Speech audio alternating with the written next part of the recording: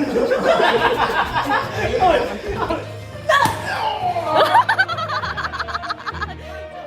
more! 1 minute!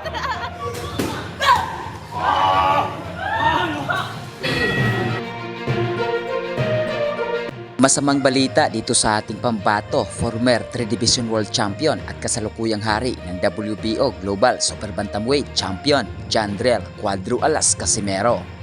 Dahil naglabas na nga ng bagong update itong WBC noong September 9. At upang ating masiguro ay tinignan nga natin dito sa official rankings ng top 15 rankings for major sanctioning organization ng WBC, WBA, IBF at WBO.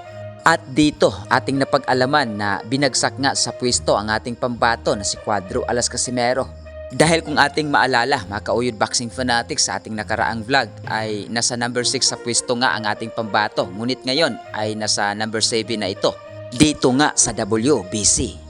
At pagdating naman dito sa WBO ay ganun pa rin, wala pa rin pinagbago mga kauyod boxing fanatics. Nasa number 3 pa rin sa ranking ang ating pambato na si Cuadro Alas Casimero.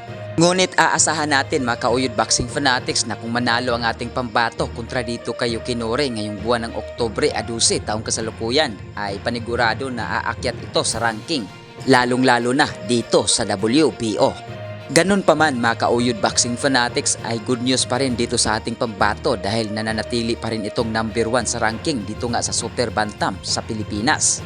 Ibig sabihin mga kauyod boxing fanatics na sa 122 na timbang sa Super Bantam ay walang iba na pinakamalakas dito sa Pilipinas kung hindi itong si Cuadro Alas Casimero.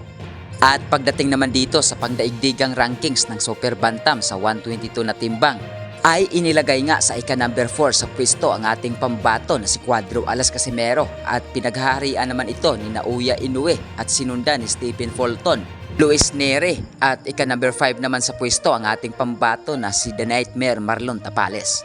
At suportahan natin ang nalalapit na laban ng ating pambato ngayong buwan ng Oktubre kontra dito kay Yukinori Oguni ng Japan at ipagdasal natin na manalo ang ating pambato sa laban na ito. At kung may opinion ka at komento sa video na ito, i-comment sa baba ng ating mabasa at ating mapupusuan. At huwag kalimutang mag-like sa ating video at mag-share na rin. At kung gusto mong ma-update ng ganitong video ay huwag kalimutan na mag-subscribe at pakipindot na rin ang notification bell para lagi kang update sa susunod nating video. Maraming salamat! Yo! Cuadro Alas 3-time world champion ng angas ng Pinas, Batang Ormoc, Jandrel Casimero. Guys, kung bago lang kayo sa YouTube channel na to, Uyod Boxing Fanatics, so ano pa hinintay nyo? Mag-subscribe na! Let's go! Hello!